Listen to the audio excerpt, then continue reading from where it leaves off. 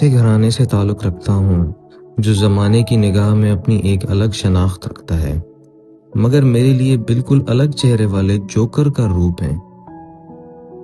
میرے تمام بہن بھائیوں میں سب سے زیادہ پڑھا لکھا ہوں، لیکن یہ بات نہ تو ان کی سمجھ میں آتی ہے اور نہ ہی وہ اسے سمجھنا چاہتے ہیں۔ شاید بعض اوقات علم اور شعور کی تنہائی جہالت کی بھیڑ سے کہیں زیادہ اذیتناک ہوتی ہے۔ میری آزاد خیالی ان کو آوارگی اور بد لحاظی پتہ نہیں کیوں لگتی ہے، حالانکہ میں سب کی بہت عزت کرتا ہوں، اپنی خواہشات خود پوری کی ہیں اور جو میرے بس میں نہیں تھیں یا نہیں ہیں ان کے پیچھے دوڑنا چھوڑ دیا ہے، کیونکہ میں مجبور ہوں اور وہ چاہ کر بھی میری خواہشات پوری نہیں کر سکتے۔ کبھی کبھی میں خود کو بہت اکیلا محسوس کرتا ہوں، جیسے غیروں کے درمیان بھٹکتا ہوا کوئی در بدر مسافر۔ ایسے لمحوں میں چند آنسو بہا لیتا ہوں، پھر خود ہی اپنے دل کو دلاسا دینے لگتا ہوں کہ شایان، تم اکیلے نہیں ہو، تمہارا وجود ہی تمہارا بہترین ساتھی ہے۔ خیر، اس بات کو یہیں ختم کرتے ہیں ورنہ وقت زیادہ لگ جائے گا، اور ویسے بھی وقت گزر جانے کے بعد احساسات کی شدت باقی نہیں رہتی۔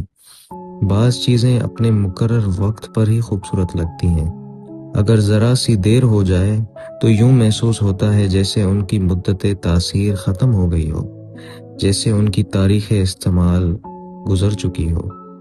بالکل اسی طرح دل میں دفن ایک لامحدود جذبات سے بھرے رشتے پر میں نے ہمیشہ کے لیے خاموشی کا تالا لگا دیا۔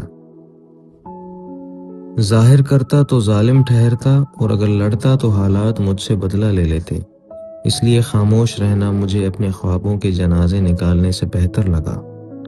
پھر ایک دن وہی انجام ہوا جو صدیوں سے محبتوں اور خواہشوں کا مقدر بنتا ہے۔ ہائے، یہ سوچتے سوچتے آنکھیں بھیگ گئیں۔ میں نے گھڑی کی جانب دیکھا، رات کے 8 بج چکے ہیں۔ شام کب کی رات کا سیاہ لبادہ اوڑھ چکی ہے۔ سرد موسم اور ہوا کے تیز جھونکے کھڑکی سے یوں اندر چلے آ رہے ہیں جیسے کوئی مظلوم قیدی برسوں بعد آزادی پا کر بے اختیار دوڑا چلا آتا ہے۔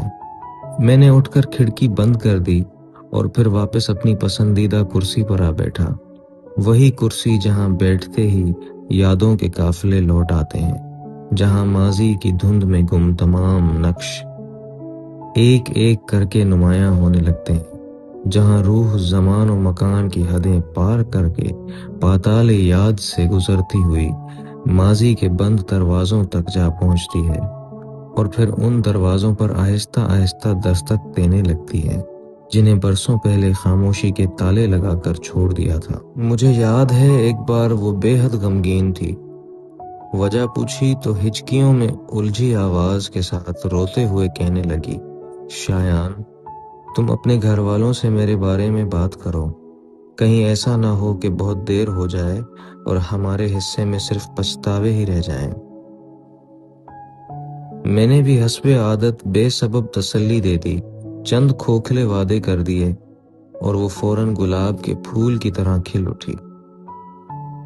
اس کے چہرے پہ لوٹ آنے والی مسکراہٹ دیکھ کر میں نے اپنے دل کی بے بسی ایک بار پھر چھپا لی۔ میں نے صبر کا کڑوا پیالہ پی کر نہ جانے کتنے برس اسے امیدوں کے من گھڑت خواب دکھائے۔ کبھی کہتا آج گھر میں بات کروں گا، کبھی کہتا کل ضرور بات کروں گا، مگر وہ آج کبھی آیا نہ وہ کل۔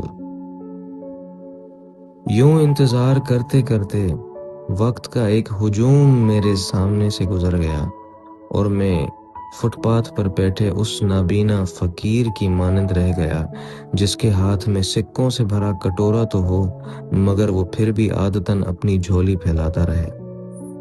بے حد درد بھرا دن تھا۔ ایسے محسوس ہو رہا تھا جیسے ایک ہی لمحے نے میرا پورا وجود کانٹوں سے بھر دیا ہو اور رگ رگ سے خون رس رہا۔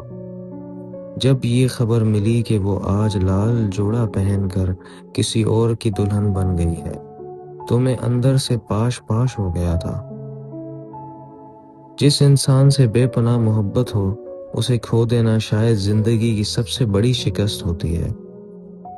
इससे बड़ी हार और क्या होगी कि जिसे अपनी दुआ समझा हो वो किसी और की तकदीर बन जाए। आज भी उसके कहे हुए अल्फाज मेरे जहन में बार बार गूंजते हैं, जैसे वक्त उन्हें मुसलसल रिवाइंड कर रहा हो। ज्यादा देर हो जाएगी और फिर पछतावे रह जाएंगे। और वाकई ऐसा ही हुआ, देर हो गई। इतनी देर के पछतावे दिल पर मुस्तकिल निशान छोड़ गए। वो किसी और की हो चुकी और मैं आज भी अपने ही गम की कैद से आजाद ना हो सका। वो दिन मैंने ब्लैक डे की तरह गुजारा था, तन्हा, खामोश और अपने आप में गुम। किसी से कोई बात नहीं की, बस अंदर ही अंदर अपनी मोहब्बत के बिखरे हुए टुकड़ों को समेटता रहा। अपनी यादों के मलबे तले बैठा रहा, यहाँ तक कि थकन ने मुझे अपनी आगोश में ले लिया। फिर मैं गहरी नींद सो गया, ऐसी नींद जिसमें आंखें तो बंद थीं मगर दिल पूरी रात जागता रहा।